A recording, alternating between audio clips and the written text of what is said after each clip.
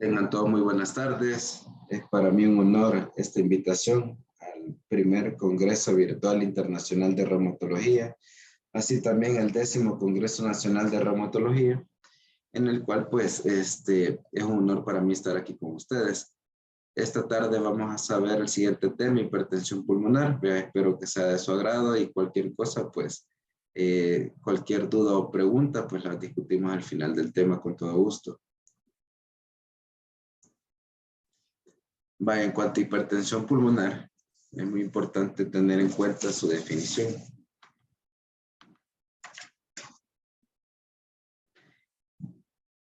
Esta se considera normal, es una presión pulmonar normal, basado siempre en la presión arterial pulmonar media, cuando esta ronda más o menos 14, más o menos 3.3 milímetros de mercurio como derivación estándar. Este valor va a ser independiente de su edad, sexo y raza. Estos valores han venido cambiando con el tiempo en cuanto a la definición de hipertensión pulmonar desde 1973 que se llevó a cabo el primer simposio mundial, donde tomaba en cuenta la presión arterial pulmonar media arriba de 25 de reposo. Así también se tomaba al ejercicio arriba de 30, ¿verdad? Pero este valor fue vetado a partir del 2011 porque había mucho sesgo. Estos valores son siempre tomados a través de un cateterismo de cámaras derechas. Este valor ha sido modificado en los últimos 3 años, en el último simposio, el 6º simposio realizado en Niza, Francia, 2018, en el cual pues se basa en una compilación de estudios, 47 estudios en total, con una totalidad de pacientes de 1,187, donde se vio que era mejor bajarle un poquito a lo que es la presión pulmonar media para no dejar de lado cierta cantidad de pacientes que andaban entre 25, 21, 24, ¿verdad? Y muchas veces estos pacientes no se les lograba hacer un diagnóstico y más adelante pues la tasa de mortalidad era más elevada en ellos. Entonces se define hipertensión pulmonar como una presión arterial pulmonar media actualmente arriba de 20 milímetros de mercurio. Basado en este punto de corte, se vio que no era suficiente, ¿verdad?, para definir una enfermedad pulmonar como tal. Entonces, se empiezan a tomar otros parámetros hemodinámicos como la presión de enclavamiento de la arteria pulmonar, así también las resistencias vasculares pulmonares. Más que todo a través del cateterismo cardíaco nosotros podemos dilucidar si este es precapilar, es decir, si pertenece al grupo 1, 3, 4 y 5, que se lo voy a mencionar más adelante, o este es postcapilar, donde siempre una presión media arriba de 20 milímetros de mercurio, pero la presión de enclavamiento va a ser más alta, esta va a rondar arriba de 15, y las resistencias vasculares pulmonares, como es origen cardíaco, en este caso usualmente es abajo de 3 unidades Wood. En esto pues pertenece lo que son todas las cardiopatías, más que todo de cámaras izquierdas y combinada, ¿verdad? Que también puede ser la tipo 2 y la de tipo 5, que esa la voy a mencionar más adelante. Epidemiológicamente, importante saber estos datos, ¿verdad? Realmente es una enfermedad bastante rara. La prevalencia estimada a nivel mundial más o menos ronda la literatura entre 10 a 16 casos por millón de habitantes por año. La incidencia es mucho más baja actualmente, ¿verdad? Entre 2 a 3.2 casos por millón de habitantes. La edad media, quiero que le pongan un poquito de ojo a este dato. La edad media, según el registro Reville realizado en Estados Unidos y el estudio Compera, uno de los más famosos a nivel mundial realizado en Europa, mencionaba que la edad media rondaba entre 54 y 68 años respectivamente, según los estudios mencionados. Y pues un dato que actualmente se conoce que la cardiopatía izquierda, es decir, el grupo 2 de la enfermedad, es la causa más común actualmente de hipertensión pulmonar.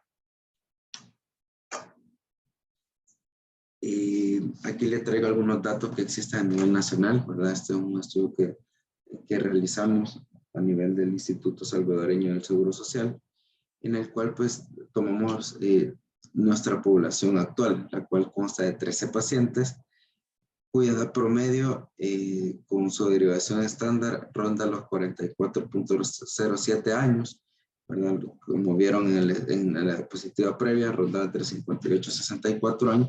Entonces quiere decir que la población con hipertensión pulmonar a nivel nacional es mucho más joven. Estadísticamente se dice que es más frecuente en hombres, ¿verdad? Pero en nuestra casuística, nuestro 84.6% de población es del sexo femenino y es más frecuente en la zona urbana.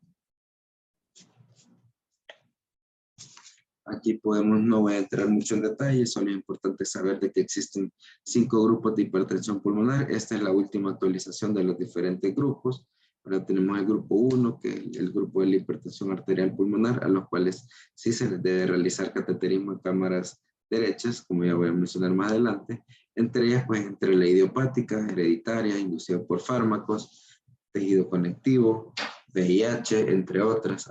Así también tenemos la grupo 2, que como ya mencioné es la más frecuente, más que todo aquella asociada a cardiopatía izquierda, ya sea con fracción de eyección conservada o reducida, o valvulopatías. La tipo 3 se asocia principalmente a enfermedades de tipo pulmonar, ya sea EPOC o cualquiera de las diversos tipos de EPID, ¿verdad? Aquí también entra la apnea obstructiva del sueño. La hipertensión pulmonar tromboembólica crónica, el prototipo es el TEP crónico, ¿verdad? El tromboembolismo pulmonar crónico es el prototipo de esta enfermedad. Aquí podemos ver que hay otras variantes que pueden ser tomadas en cuenta. En cuanto al grupo 5, este más que todo se conoce que son de causas multifactoriales, ¿verdad? Podemos tener enfermedades hematológicas como anemia hemolítica crónica, síndromes mieloproliferativos, enfermedades sistémicas y metabólicas, esteatocitosis pulmonar, células de Langerhans, enfermedad de Gaucher, sarcoidosis, ¿verdad? Que la pasaron del grupo 3 al grupo 5, neurofibromatosis, así también entre insuficiencia renal crónica, ¿verdad? Una población bastante alta a nivel nacional, ya sea esta como sin terapia sustitutiva renal, y casos de miastenitis fibrosante pueden ser considerados acá. Actualmente pues he visto 2 casos en los que va toda mi formación como médico. Esta es la casuística que tenemos como Instituto Salvadoreño del Seguro Social. Como les mencioné, tenemos 13 pacientes. 10 de ellos pertenecen al grupo 1, los cuales los desglosamos que 2 de ellos pertenecen al grupo de las colagenopatías, 3 con cardiopatías congénitas y 5 de ellos se catalogaron como idiopática al no tener una causa etiológica, una etiología confirmatoria. Del grupo 2 tenemos un paciente, del grupo 3 no tenemos ninguno, grupo 4 hay un paciente y grupo 5, los multifactoriales, son un paciente con enfermedad renal crónica. En el programa de hemodiálisis del instituto tenemos un paciente. Fisiopatológicamente, algo que no voy a entrar mucho en detalle, ¿verdad? Como podemos ver, hay 3 vías donde se pueden actuar: la vía de la prostaciclina, la vía del óxido nítrico y la vía de la endotelina. En sí son 3 factores que causan aumento de la resistencia vascular pulmonar, conllevando a vasoconstricción, a remodelamiento de la pared del vaso pulmonar y trombosis in situ en casos más avanzados. La producción crónica deteriorada que existe a nivel del óxido nítrico y la prostaciclina, así también una sobreexpresión alta que existe de la endotelina tipo 1 como principal vasoconstrictor, aumentan lo que es el tono muscular y promueven el remodelamiento del vaso sanguíneo. Al final, pues se dan múltiples mecanismos fisiopatológicos que yo creo que ya lo hemos escuchado, como vasoconstricción excesiva, más que todo por la endotelina 1, hay hipertrofia en la capa media, ¿verdad? Que es uno de los principales factores fisiopatológicos. Así también la capa íntima se puede fibrosar y en algunos casos puede haber formación de lesiones plexiformes, más que todo en los casos de hipertensión arterial de tipo idiopática. En cuanto al diagnóstico, toda la diversidad de síntomas y signos pues son bastante inespecíficos. Tenemos fatiga, disnea de esfuerzo, algunos síntomas de insuficiencia ventricular derecha como dolor torácico, síncope, edema en miembros inferiores, ascitis. Rara vez puede existir, pero puede presentarse tos con hemoptisis, más que todo en casos de enfermedad veno-oclusiva. Puede haber ronquera por compresión del nervio laringio recurrente del lado izquierdo, más que todo en casos avanzados por la misma dilatación de la arteria pulmonar principal. A esto se le conoce como síndrome de Horner. Algunos signos clínicos que podemos ver: hay reforzamiento del tono, del segundo tono pulmonar, aumento del latido cardíaco a nivel parasternal izquierdo o subsifoidea, y puede haber edema periférico con ingurgitación yugular. En cuanto a los exámenes, pues es necesario hacer una variedad de exámenes para lograr determinar la causa, ya sea una bioquímica, una hematología completa, prueba esteroidea, función hepática, lo que es el péptido natriurético auricular, la hepatitis, HIV, serología para descartar enfermedad autoinmune, estudios de imagen como rayos X de tórax. Podemos ver dilatación de las arterias pulmonares, más que todo a nivel central, pérdida de lo que es la distribución de las arterias a nivel periférico. Vamos a ver una oligoemia a nivel periférico, agrandamiento de cámaras derechas, y algo muy importante, más que todo, que podemos ver dilatación del tronco de la pulmonar con rectificación junto a la aorta, como podemos ver en la punta de flecha del lado izquierdo. Algo muy importante, que una radiografía normal en etapas tempranas pues no nos excluye la enfermedad. Así también el electrocardiograma. Aquí podemos ver múltiples hallazgos electrocardiográficos a tener en cuenta. Cabe mencionar que ninguno de ellos es específico de hipertensión pulmonar, y la mayoría de ellos lo que me traduce a mí es sobrecarga del ventrículo derecho en fases avanzadas. Un electro normal pues no me va a excluir el diagnóstico. El ecocardiograma 2D o transtorácico con modo Doppler, muchas veces nos sirve a nosotros para un screening, ¿verdad? Para una detección temprana de la enfermedad. Los principales parámetros ecocardiográficos que se tienen en cuenta son la velocidad pico de regurgitación tricuspidia, donde podemos ver que arriba de 3.4 la probabilidad de hipertensión pulmonar por ecocardiograma es alta, y entre 2.9 y 3.4 va a ser requerido algunos signos adicionales a nivel ecocardiográfico para que la probabilidad sea alta y que este paciente entre en lo que es el flujograma diagnóstico. Algunos parámetros a nivel del ventrículo derecho a tener en cuenta son un índice de excentricidad elevado y la relación de los diámetros basales entre ambos ventrículos, con un predominio de mayor tamaño del ventrículo derecho comparado con el izquierdo. La tomografía de tórax, importante estudio de screening, pero nos puede dar algunos signos indirectos, como el diámetro de la arteria pulmonar. En hombres va a ser mayor de 29 milímetros, en mujeres mayor de 27 milímetros. La relación de la arteria pulmonar con la aorta, la pulmonar va a ser mayor o igual a 1, ¿verdad? Cuando hacemos la relación con la aorta.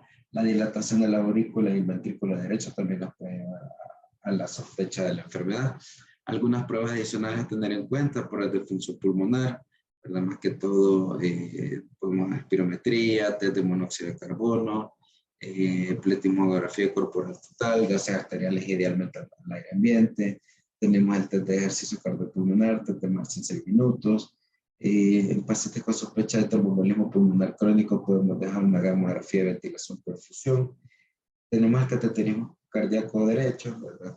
Idealmente este debe ser en reposo, como lo mencioné anteriormente, el cual me puede dar muchos parámetros diagnósticos, como la presión arterial pulmonar media, la presión de clavamiento de la pulmonar y las resistencias vasculares pulmonares, para hacer ese juego de valores con los parámetros hemodinámicos y saber determinar la etiología de la enfermedad. Así también podemos ver factores pronósticos como índice cardíaco, presión en la aurícula derecha y la saturación venosa de oxígeno. El cateterismo izquierdo pues me va a servir más que todo para medir la presión telediastólica del ventrículo izquierdo, y esta se va a considerar normal si esta es menor de 15 milímetros por mercurio. En cuanto al cateterismo de cámaras derechas, este se recomienda más que todo para hacer diagnóstico en aquellos pacientes con hipertensión arterial pulmonar, es decir, que pertenezcan al grupo 1. Así también se puede recomendar cateterismo de cámaras derechas en aquellos pacientes del grupo 2 o grupo 3, siempre y cuando estos pacientes sean indicativos para trasplante de órganos, Así también actualmente se recomienda cateterismo de cámara derecha en pacientes con esclerosis sistémica. Ya con el cateterismo en cámaras derechas, idealmente nosotros podemos realizar durante el procedimiento un test de vasorreactividad para saber si el paciente se beneficia o no de altas dosis de antagonista de calcio. Además que todo el test de vasorreactividad está indicado en tres circunstancias: en la hipertensión arterial pulmonar de tipo idiopática, de tipo hereditaria y la que esté asociada a drogas, ¿verdad? En los otros tipos de hipertensión pulmonar no está indicado este test de vasorreactividad para uso de antagonista de calcio, y este tipo de paciente pues entraría al uso de terapia específica para hipertensión pulmonar. ¿Cuándo vamos a considerar un test de vasorreactividad positivo? Estos se consideran como criterios de Venecia, es decir, una reducción de la presión arterial pulmonar media mayor de 10 milímetros de mercurio, llegando a un valor absoluto de la presión pulmonar media menor de 40, ¿verdad? Este sea o no con un gasto cardíaco igual o aumentado. Este test lo podemos realizar con múltiples medicamentos como óxido nítrico, epoprostenol, ilopros, entre otros.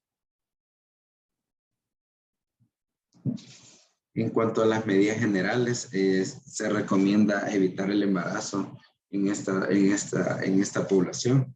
Idealmente se recomienda la inmunización contra la gripe, ¿verdad? Contra influenza, contra el neumococo. Pacientes deben estar en apoyo psicosocial. Si este paciente desea viajar, pues si es paciente en clase funcional 3-4 o tiene una PO2 al aire ambiente menos de 60 milímetros de mercurio, idealmente debe viajar con oxígeno. Y en cirugías electivas se prefiere hacer con anestesia epidural y evitar de manera lo posible la anestesia general.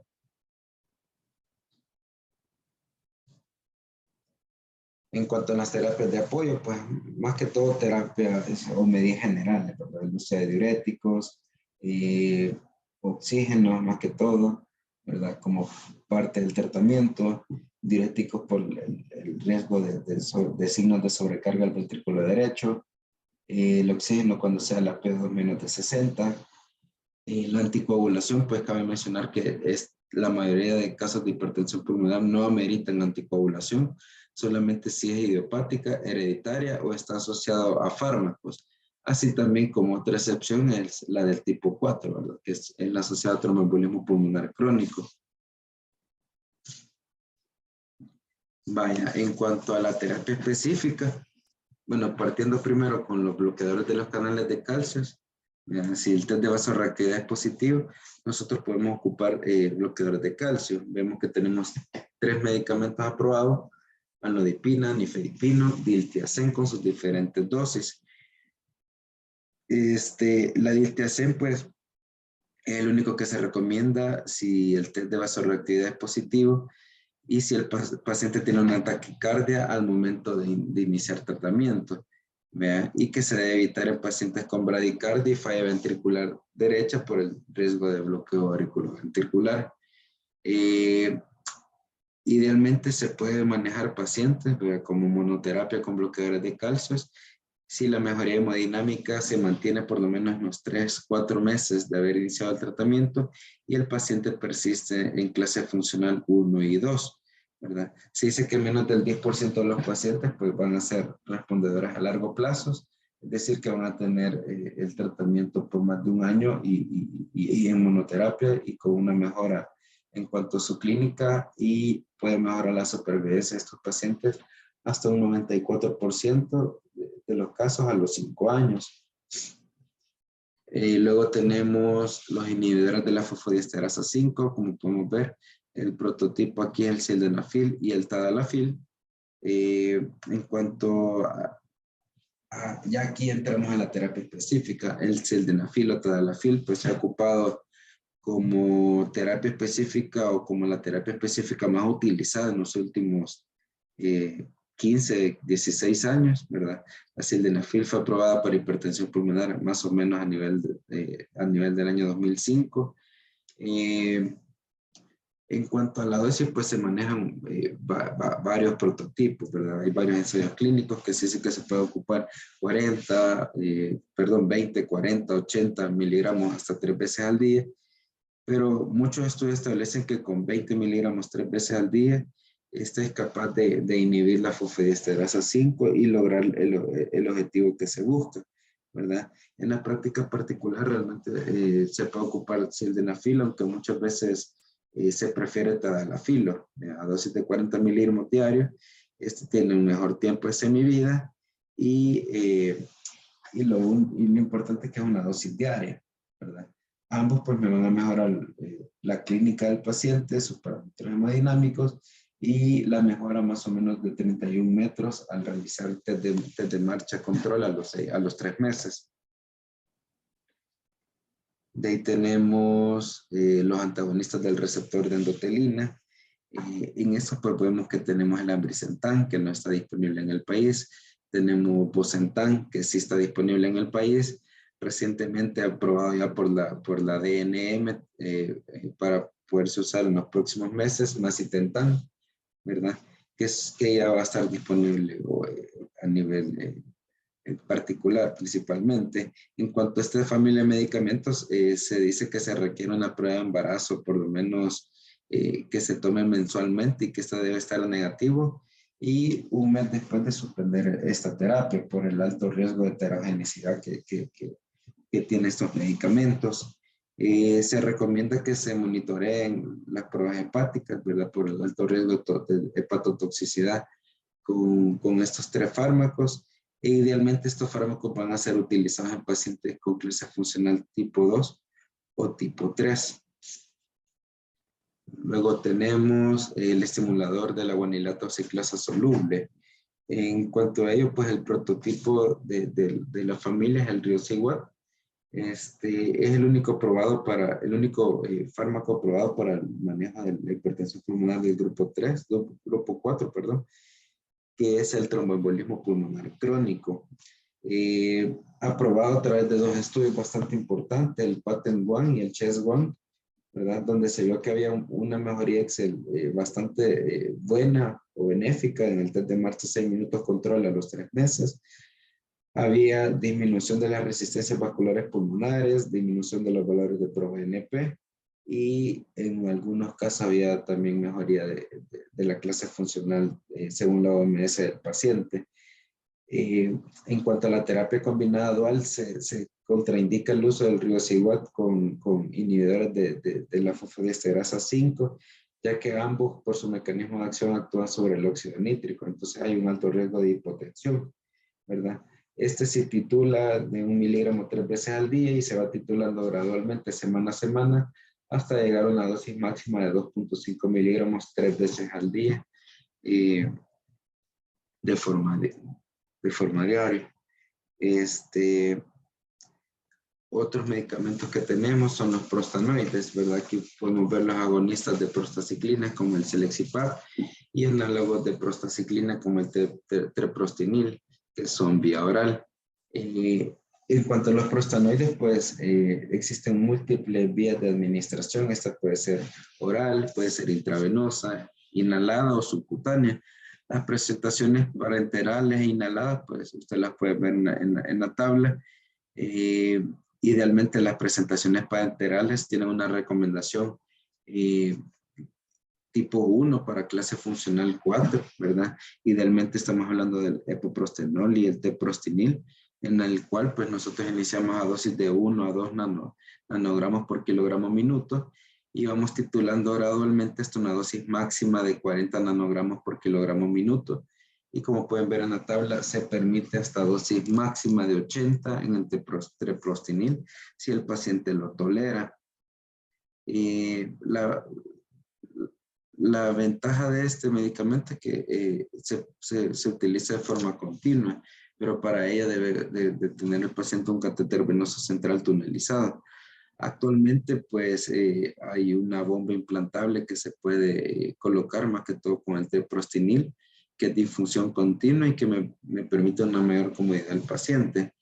Así también podemos ver que existen presentaciones inhaladas del treprostinil e hilopros. Con el hilopros, pues la dosis ronda entre los 2.5 a 5 microgramos y lo vamos a dar 9 veces al día. Y con el treprostinil vamos a dar 9 inhalaciones 4 veces al día para una dosis máxima de 54 microgramos al día. No, para una dosis de 54 microgramos al día en cada ocasión. En ambos, pues se utilizan nebulizadores mesh, ¿verdad? Que idealmente deben andarse fuera de casa por la semivida de estos fármacos es bastante corta, ¿verdad? Entonces el paciente debe andar con ellos siempre fuera de casa. Como mencionamos, existen presentaciones orales como en la tabla anterior. Tenemos el Selexipag, que es una alternativa bastante aceptable, se podría decir. Pues, al ser un agonista del receptor de prostaciclina, me mejora, al igual que la vía parenteral o inhalada o subcutánea, lo que es la clase funcional del paciente, ¿verdad? Pues podemos tener dosis de 200 microgramos 2 veces al día y lo vamos aumentando gradualmente hasta una dosis máxima de 1600 microgramos 2 veces al día. Este es con el Selexipag. El treprostinil oral pues se inicia a 0.25 miligramos 2 veces al día y lo vamos aumentando cada 3-4 días según el paciente lo tolere. Este tipo de medicamentos pues se recomienda que se consuman con comida grasosa para mejorar su absorción. Vaya, aquí está la bomba de treprostinil que les mencionaba. Este es un sistema de administración que se implanta en el cuerpo del paciente y se puede llenar de medicamento más o menos a intervalo de cada 16 semanas, depende qué dosis tengamos el paciente. El sistema puede ser útil hasta una vida media de 4 a 7 años, ¿verdad? Depende de la vida media de la batería y qué tanta dosis nosotros utilicemos en el paciente. La tasa de complicaciones con el uso de estos medicamentos es baja. La literatura menciona que es menos del 10%. Y más que todo es falla de la bomba o infección del sitio de inserción del catéter. De ahí tenemos los prostanoides inhalados, más que todo con el Hilopros, ¿verdad? Ahí podemos ver cómo es un sistema de nebulizador mesh, ¿verdad? Que es que los pacientes deben de andar siempre a la mano.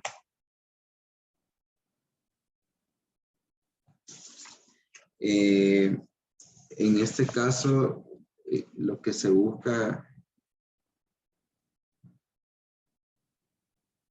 en cuanto a la evaluación del riesgo de la hipertensión de la arteria pulmonar,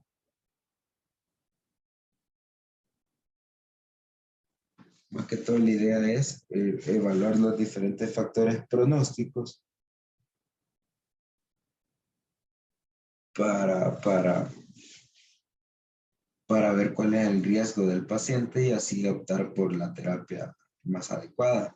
En este caso, pues nosotros evaluamos signos clínicos de insuficiencia cardíaca derecha, si ha habido progresión o no de los síntomas, si hay presencia de síncope como indicios de datos de falla ventricular derecha. Tomamos en cuenta la clasificación de la OMS, el test de marcha en 6 minutos, test de esfuerzo cardiopulmonar y los valores de ProBNP. Esto es de imagen, más que todo ecocardiograma y los parámetros hemodinámicos. Pacientes con riesgo bajo tienen una tasa de mortalidad menos de 5% al año, riesgo intermedio de 5 al 10% y riesgo alto más del 10%. Los de riesgo bajo, riesgo intermedio, pues idealmente se recomienda la terapia dual, ¿verdad? En cambio, los pacientes con riesgo alto, se puede recomendar la triple terapia.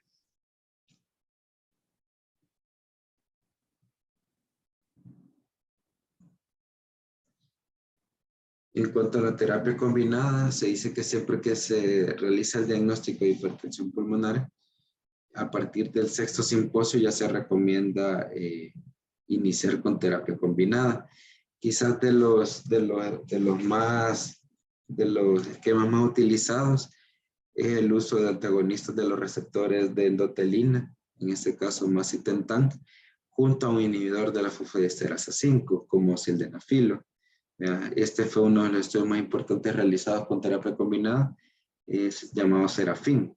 De ahí tenemos el río Siguat en combinación con Bosentan, otra recomendación clase 1 en clase funcional 2, 3, ¿verdad? Es a través del estudio el Patenguan, que es uno de los más importantes para el río Siguat.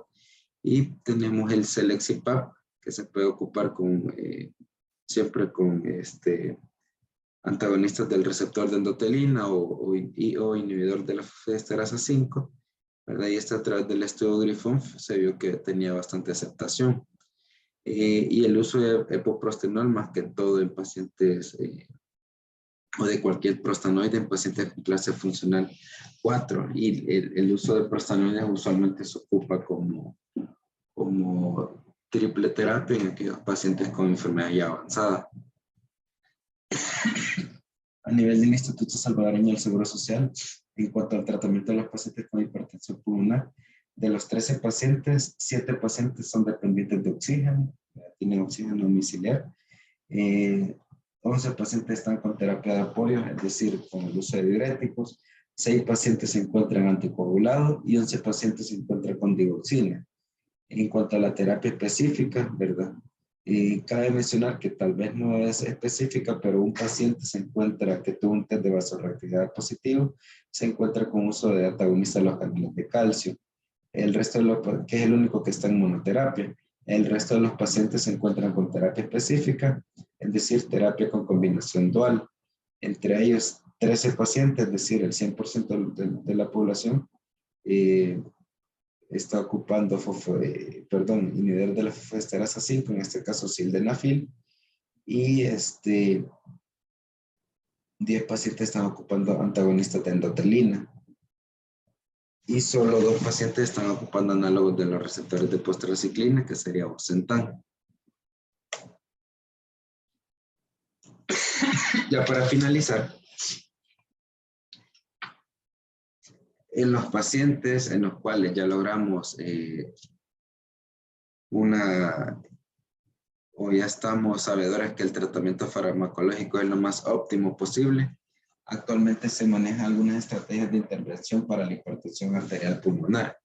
Entre ellas tenemos 4 opciones: la septostomía auricular con balón, tenemos la anastomosis de Potts, la denervación de la arteria pulmonar y el cierre por defecto del tabique auricular, ¿verdad? En cuanto a la septostomía, lo que se hace es que con un balón se realiza una derivación de derecha a izquierda, realizando dilataciones percutáneas con dicho balón a través del tabique interauricular, y con ello pues reducimos tanto el volumen como la presión a nivel del ventrículo derecho, buscando más que todo beneficio hemodinámico y sintomático en pacientes con clase funcional 4. Contraindicaciones para este procedimiento: que tengan presión de la aurícula derecha arriba de 20 milímetros de mercurio, o que la saturación de oxígeno basal del paciente sea menos de 85%. En cuanto a la anastomosis de Potts, realmente es un procedimiento que se ha realizado por años para pacientes con cardiopatías congénitas. Esta es una anastomosis quirúrgica que se realiza de la arteria pulmonar izquierda hacia lo que es la aorta descendente, y es a través de una toracotomía. Y al final lo que se logra es una derivación derecha-izquierda, como pueden ver en la imagen, y lo que se hace es evitar la desaturación de oxígeno a nivel arterial, ¿verdad? De ahí los otros que le mencioné, la denervación de la arteria pulmonar. Hay una modificación de la inervación pulmonar simpática.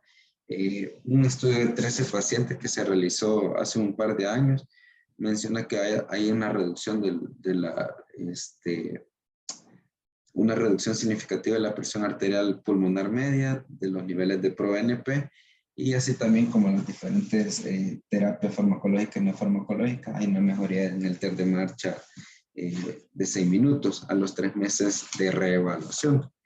Y el cierre por defecto del tabique auricular es un procedimiento que se realiza más que todo a nivel de los pacientes con cardiopatías congénitas por comunicación interauricular, ¿verdad? Más que todo para reducir la presión y el volumen de la aurícula derecha y el ventrículo derecho, siempre y cuando tengamos documentado este hallazgo congénito y documentemos que hay aumento de las cámaras derechas.